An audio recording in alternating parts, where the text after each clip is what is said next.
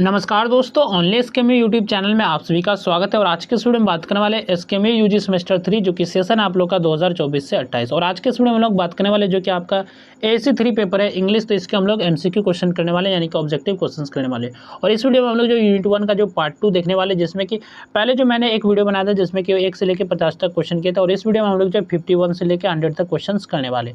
आपके सिलेबस में total 2 unit है इंग्लिश का यानी कि एएससी पेपर के लिए, और जो ये पहला यूनिट का ये लास्ट वीडियो रहेगा पहला यूनिट का। इसके बाद हम लोग यूनिट 2 के बारे में बात करेंगे। सबसे पहले हम लोग बात कर लेते हैं इस पीडीएफ के बारे में कि ये पीडीएफ आपको कहाँ मिलेगा। तो ये पीडीएफ आपको हमारे टेलीग्राम चैनल पे मिल जाएगा, तो वहाँ से आप जो इस पीडीएफ को डाउनलोड कर सकते हैं। अगर आप टेलीग्राम चैनल पे नहीं ढूंढ पाते तो इसी वीडियो के डिस्क्रिप्शन में आपको जो पीडीएफ का लिंक मिल जाएगा, तो आप लिंक पर जैसे क्लिक करेंगे तो आप टेलीग्राम पर रिडायरेक्ट हो जाएंगे और वहाँ से आप पीडीएफ को पढ़ सकते हैं।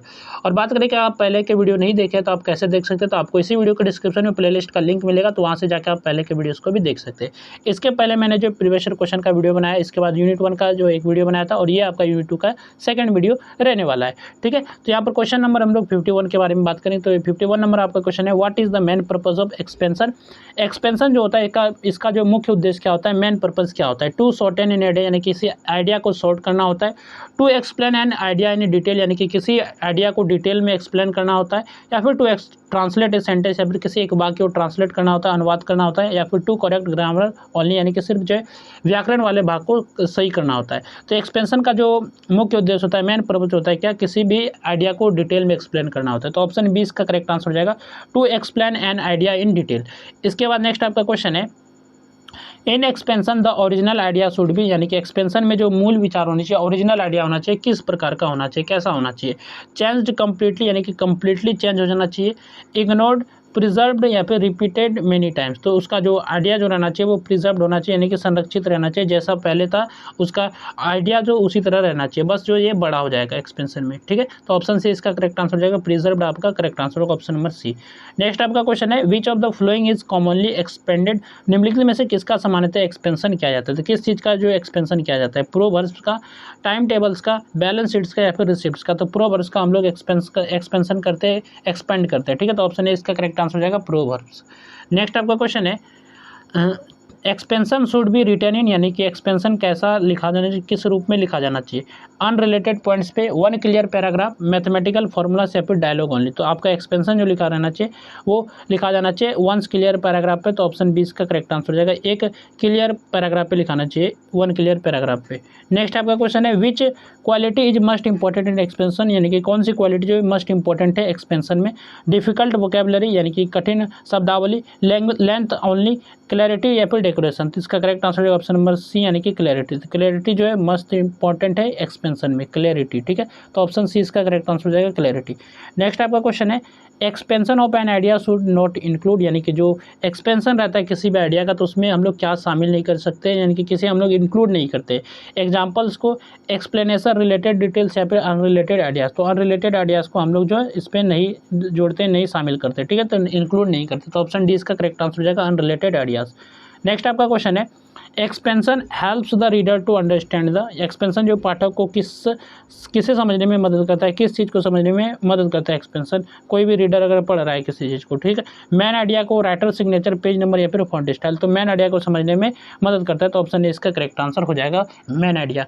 नेक्स्ट आपका क्वेश्चन है, विच style is best for writing and expansion. तो एक्सपेंशन लिखने के लिए कौन सी शैली सबसे उपयुक्त है, कौन सी जो बेस्ट स्टाइल है किसी भी एक्सपेंशन को लिखने के लिए, राइटिंग करने के लिए। Dialogue style, poetic style, simple and clear language, question answer style. तो सबसे जो बेस्ट है आपका सिंपल एंड क्लियर लैंग्वेज, तो ऑप्शन सी इसका करेक्ट आंसर हो जाएगा। तो इस तरह का स्टाइल होना चाहिए किसी भी एक्सपेंशन को राइट करने के लिए, तो ऑप्शन सी इसका करेक्ट आंसर हो जाएगा simple and clear language. Next आपका क्वेश्चन है, while writing expansion the sentence should be यानी कि जब आप एक्सपेंशन लिख रहे हैं तो उसके दौरान सेंटेंस किस प्रकार का होना चाहिए, कैसा होना चाहिए। कनेक्टेड होना चाहिए, वेल कनेक्टेड होना चाहिए, रिपीटेड होना चाहिए, फिर इनकम्प्लीटेड होना चाहिए। तो ये जब ये एक्सपेंशन लिखेंगे तो उसके दौरान जो होना चाहिए वेल कनेक्टेड होना चाहिए, तो ऑप्शन बी इसका करेक्ट आंसर हो जाएगा। तो सेंटेंस कैसा होना चाहिए, तो वेल कनेक्टेड होना चाहिए, आपस में जुड़े रहने चाहिए। ठीक है, इसके बाद जो आपका नेक्स्ट क्वेश्चन है, expansion is mainly use to make an idea. तो एक्सपेंशन का मुख्य उद्देश्य किसी विचार को कैसे बनाना है, किस प्रकार किसी विचार को बनाना है। शॉर्टर बनाना यानी कि छोटा बनाना है किसी आइडिया को, डिफिकल्ट बनाना है किसी आइडिया को कठिन बनाना है, हिडन बनाना है कि छिपाना है किसी आइडिया को, या फिर क्लियर एंड डिटेल बनाना है, यानी कि क्लियर सरल और जो डिटेल में बनाना है, विस्तार में बनाना है। तो ऑप्शन डी इसका करेक्ट आंसर है। एक्सपेंशन का क्या यूज रहता है कि किसी भी आइडिया को क्लियर बनाना और उसको डिटेल में बताना। तो ऑप्शन डी इसका करेक्ट आंसर रहेगा, क्लियर एंड डिटेल्ड। नेक्स्ट आपका क्वेश्चन है, expansion of A proverb should explain it's. तो किसी कहावत यानी कि प्रोवर्ब के एक्सपेंशन में क्या समझाया जाना चाहिए, यानी कि किस चीज़ को एक्सप्लेन करना चाहिए किसी भी प्रोवर्ब में। स्पेलिंग ओनली, केवल जो स्पेलिंग को समझाएंगे, या फिर मीनिंग यानी उसके मीनिंग को समझाएंगे, राइटर्स नेम या फिर लेखक के नाम को समझाएंगे, या फिर डेट ऑफ ओरिजिन यानी कि कब लिखा गया उसके बारे में समझाएंगे। तो ऑप्शन जो 20 का करेक्ट आंसर हो जाएगा। जब भी आप एक्सपेंशन करेंगे किसी प्रोवर्ब का तो हम लोग मीनिंग के एक्सप्लेन करेंगे, उसके अर्थ को एक्सप्लेन करेंगे। तो ऑप्शन 20 का करेक्ट आंसर हो जाएगा मीनिंग। नेक्स्ट आपका क्वेश्चन है, which should be avoided in expansion. किससे बचना चाहिए, किसे हम लोग अवॉइड करेंगे एक्सपेंशन में। क्लियर एक्सप्लेनेशन को, लॉजिकल ऑर्डर, इररिलेवेंट इन्फॉर्मेशन या फिर सिंपल लैंग्वेज। तो इररिलेवेंट इन्फॉर्मेशन को, जो आपके असंबंधित जानकारी है तो उसे हम लोग जो अवॉइड करेंगे एक्सपेंशन में। तो ऑप्शन सी इसका करेक्ट आंसर हो जाएगा, इररिलेवेंट इन्फॉर्मेशन। नेक्स्ट आपका क्वेश्चन है, expansion should develop the given. तो एक्सपेंशन में दिए गए किसका विकास किया जाता है। Grammar rule, man idea, question paper, heading only. तो इसमें जो मैन आइडिया को जो है इसमें डेवलप किया जाता है। तो ऑप्शन 20 का करेक्ट आंसर हो जाएगा मैन आइडिया। नेक्स्ट आपका क्वेश्चन है, which quality makes an expansion easy to understand. तो कौन सी ऐसी क्वालिटी है जो एक्सपेंशन को जो है ईजी, मतलब कि अंडरस्टैंड ईजी करती है, यानी कि समझने के लिए ईजी करती है, आसान बनाती है।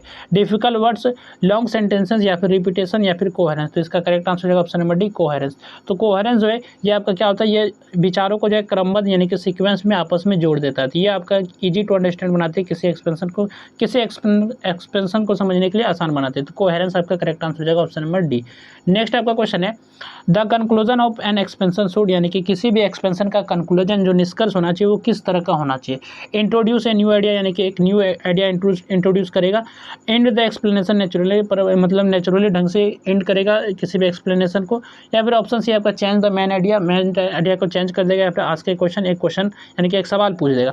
तो इसका जो करेक्ट आंसर होगा option number B, and the explanation naturally. तो एक्सपेंशन का जो कंक्लूजन होना चाहिए, निष्कर्ष वाला जो पार्ट होना चाहिए वो नेचुरली होना चाहिए, नेचुरली खत्म होना चाहिए। तो ऑप्शन 20 का करेक्ट आंसर हो जाएगा, in the explanation naturally.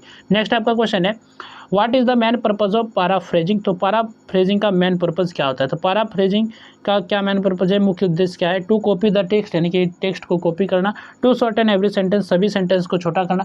To rewrite the idea in different words, यानी कि सेम आइडिया को लिखना लेकिन जो है नए शब्दों के साथ। टू चेंज द मीनिंग, यानी कि मीनिंग को बदल देना। तो आपका पैराफ्रेजिंग का जो मेन पर्पज है वो है क्या, तो to rewrite the idea in different word, यानी कि अलग शब्दों के, नए शब्दों के साथ आपको उसी आइडिया में आपको राइट करना है। ठीक है, तो पैराफ्रेजिंग होता क्या है कि किसी भी, जैसे कि आपका मान चलिए कोई भी एक कहानी है, ठीक है, कहानी या तो पैसेज समझ लेते हैं, ठीक है, तो कोई पैसेज है और आप इसको फिर से आप लिखेंगे इसी पैसेज को, लेकिन दोनों का मीनिंग जो होना चाहिए सेम होना चाहिए। जैसे पहले इस पैसेज में जो मीनिंग था वही आपका नया वाले में जो मीनिंग सेम रहना चाहिए, लेकिन इसमें आप जो डिफरेंट वर्ड का इस्तेमाल करेंगे, डिफरेंट सेंटेंसेस का इस्तेमाल करेंगे, लेकिन इसका मीनिंग जो है नहीं चेंज होना चाहिए।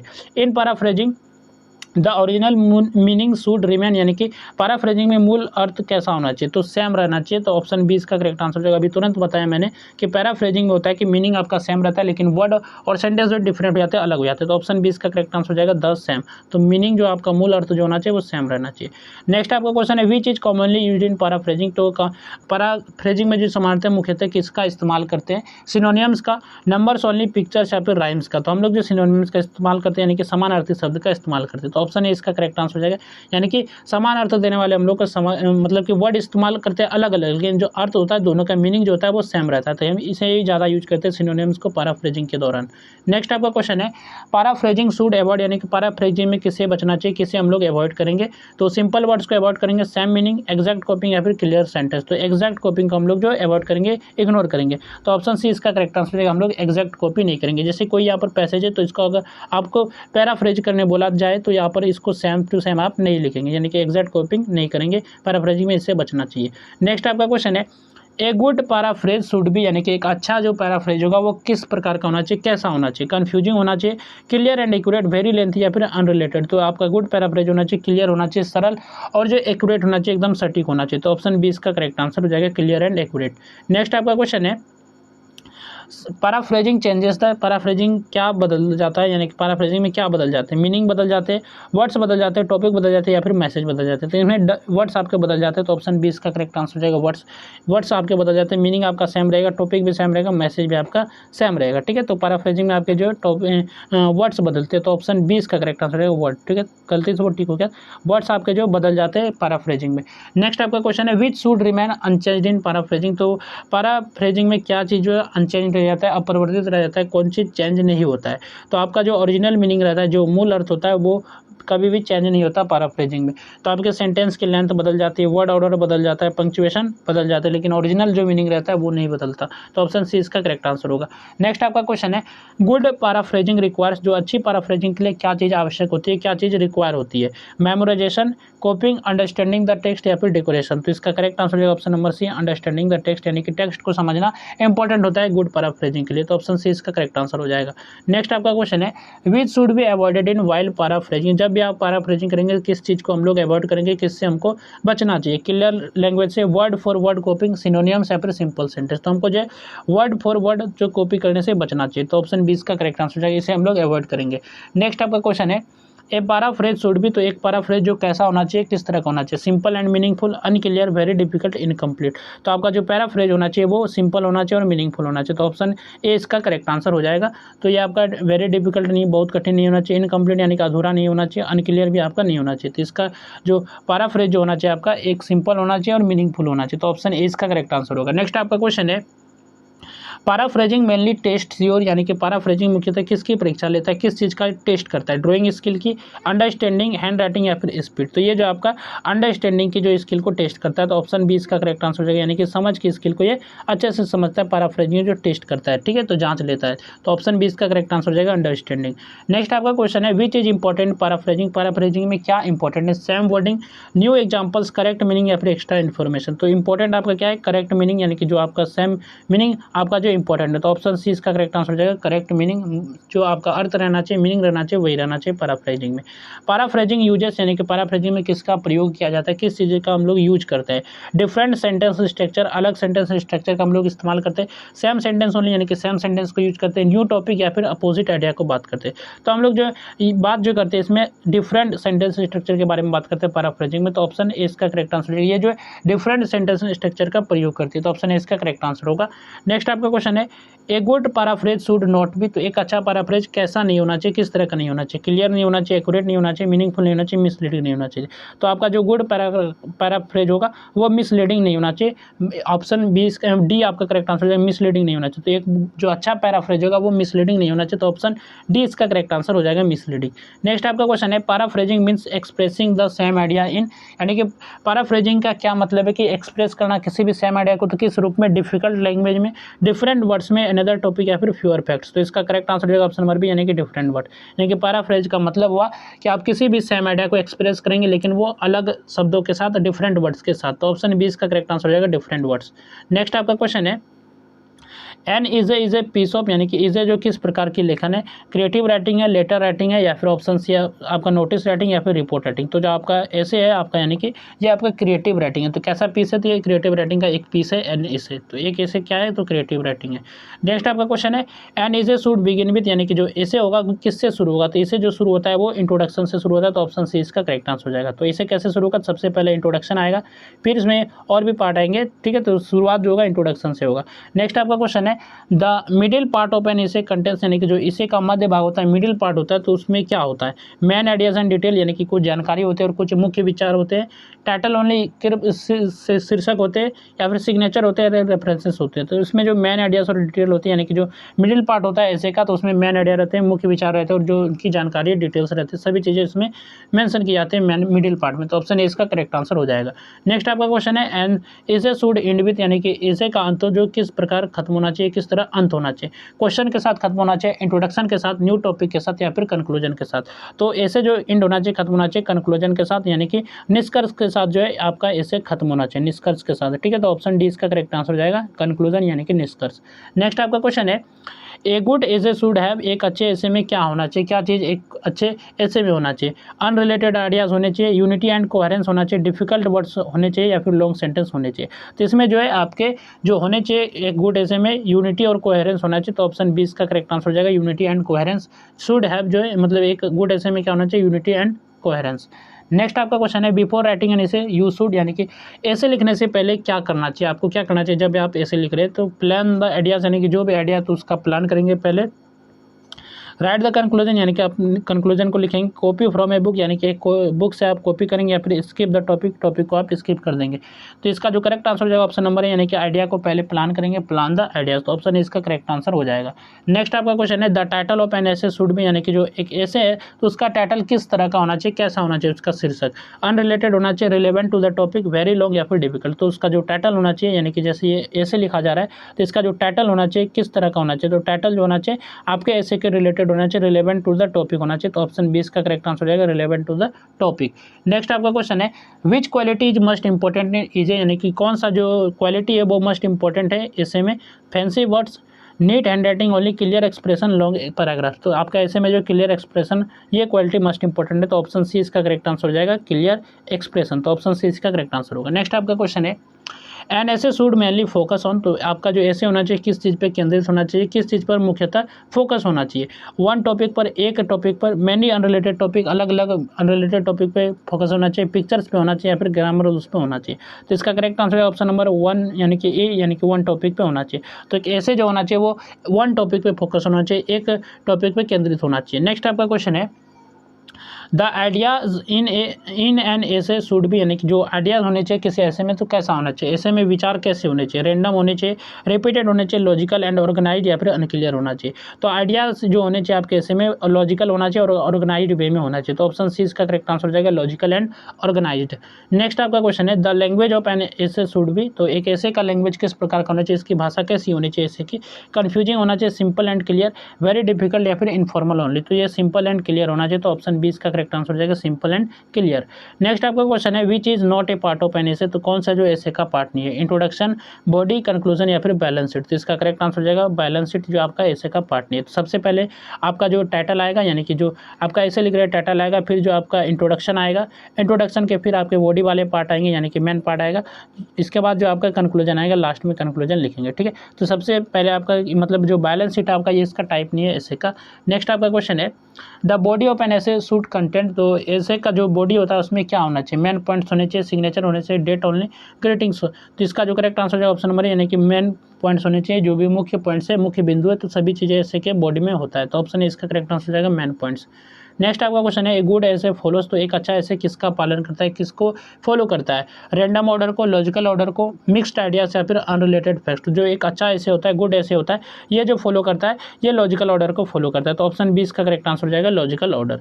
नेक्स्ट आपका क्वेश्चन है the main purpose of an essay is to, तो ऐसे का जो मेन पर्पज मुख्य उद्देश्य क्या होता है, एक्सप्रेस आइडियाज क्लियरली, किसी आइडिया को एक्सप्रेस करना, मतलब कि क्लियरली एक्सप्रेस करना, कॉपी इन्फॉर्मेशन यानी कि इन्फॉर्मेशन को कॉपी करना, मेमोराइज वर्ड्स, वर्ड्स को मेमोराइज करना या फिर ड्रॉ पिक्चर से पिक्चर बनाना। तो इसका करेक्ट आंसर जो ऑप्शन नंबर यानी कि एक्सप्रेस आइडियाज क्लियरली। तो किसी भी ऐसे का जो मुख्य उद्देश्य होता है आइडिया को एक्सप्रेस करना क्लियरली ढंग से, ठीक है। तो ऑप्शन ए इसका करेक्ट आंसर होगा। इसके बाद नेक्स्ट आपका क्वेश्चन है which should be avoided in an ऐसे, यानी कि ऐसे में किसे हम लोग अवॉइड कर देंगे, किससे बचना चाहिए, अवॉइड करना चाहिए। क्लियर आइडियाज़ को अवॉइड करेंगे, अनरिलेटेड पॉइंट्स, सिंपल लैंग्वेज या फिर प्रॉपर कंक्लूजन। तो हम लोग जो अनरिलेटेड पॉइंट्स को इग्नोर करेंगे, अवॉइड करेंगे। तो ऑप्शन 20 का करेक्ट आंसर हो जाएगा अनरिलेटेड पॉइंट्स, इसके इससे बचना चाहिए किसी भी ऐसे को लिखते वक्त। नेक्स्ट आपका क्वेश्चन है ए वेल रिटन इसे, यानी कि एक अच्छी तरह लिखा गया ऐसे कैसा होना चाहिए, ऑर्गेनाइज्ड होना चाहिए, कन्फ्यूजिंग होना चाहिए, इनकम्प्लीट या फिर रिपीटेटिव होना चाहिए। तो इसका जो करेक्ट आंसर हो जाएगा ऑप्शन नंबर ए ऑर्गेनाइज्ड होना चाहिए। तो एक वेल रिटन यानी कि एक अच्छा ढंग से लिखा गया ऐसे जो होना चाहिए वो ऑर्गेनाइज्ड होना चाहिए। तो ऑप्शन ए इसका करेक्ट आंसर हो जाएगा ऑर्गेनाइज्ड। नेक्स्ट आपका क्वेश्चन है विच पार्ट समराइज द ऐसे, यानी कि ऐसे का कौन सा पार्ट जो समराइज करता है, उसका सार प्रस्तुत करता है, उसका सारांश देता है किसी भी ऐसे का। टाइटल का पार्ट, बॉडी, इंट्रोडक्शन या फिर कंक्लूजन। तो इसका जो करेक्ट आंसर हो जाएगा ऑप्शन नंबर डी, जो कंक्लूजन होता है ये जो है समराइज करता है किसी भी ऐसे का, ठीक है। तो ऑप्शन डी इसका करेक्ट आंसर हो जाएगा। नेक्स्ट आपका क्वेश्चन है ए गुड ऐसे शुड बी, यानी कि एक अच्छा ऐसे कैसा होना चाहिए, किस तरह का होना चाहिए, इररिलेवेंट होना चाहिए, clear and meaningful, too lengthy, full of repetition. तो आपका जो एक ऐसे होना चाहिए वो क्लियर होना चाहिए और मीनिंगफुल होना चाहिए। तो ऑप्शन बी इसका करेक्ट आंसर हो जाएगा, क्लियर एंड मीनिंगफुल। नेक्स्ट आपका क्वेश्चन है the main goal of essay writing is to, essay writing का जो मुख्य लक्ष्य क्या है? तो प्रेजेंट आइडियाज इफेक्टिवली, यानी कि अपने आइडियाज़ को इफेक्टिवली प्रभावी ढंग से प्रस्तुत करना, मेमोराइज ग्रामर रूल्स, यानी कि जो ग्रामर रूल्स है उसे मेमोराइज करना, कॉपी ए पैसेज या फिर एक पैसेज को कॉपी करना, राइट विदाउट प्लानिंग, बिना योजना के आप जो किसी चीज़ को लिख देंगे। तो ऐसे राइटिंग का जो मेन गोल रहता है, मुख्य लक्ष्य रहता है क्या? तो आइडिया को प्रेजेंट करना, इफेक्टिव ढंग से इफेक्टिवली प्रेजेंट करना। तो ऑप्शन ए इसका करेक्ट आंसर हो जाएगा, प्रेजेंट आइडियाज इफेक्टिवली। तो यहाँ तक हम लोग ने यूनिट 1 के जो क्वेश्चंस कवर किए, जो कि 51 से लेकर 100 तक क्वेश्चन के कवर किए, और इसके पहले मैंने जो यूनिट 1 का जो 1 से लेकर 50 तक क्वेश्चन जो कवर किया था पहले के वीडियो में। तो अगर आपने उस वीडियो को नहीं देखा तो आपको हमारे चैनल से आप देख सकते हैं, या फिर आपको इसी वीडियो का डिस्क्रिप्शन में प्लेलिस्ट का लिंक मिलेगा, तो वहाँ से आप जो सभी वीडियो को देख सकते हैं। तो बात करें इस पीडीएफ के बारे में, तो ये पीडीएफ आपको हमारे टेलीग्राम चैनल ओनली स्कीम पे मिल जाएगा, तो वहाँ से आप इस पीडीएफ को डाउनलोड करके अच्छे से पढ़ सकते हैं। अगर आप वहाँ नहीं सर्च कर पाते तो इसी वीडियो के डिस्क्रिप्शन में पीडीएफ का लिंक दिया गया, तो वहाँ से भी आप जाके इसको देख सकते हैं। तो चलिए फिर मिलते हैं नेक्स्ट वीडियो में। इस वीडियो में बस इतना ही।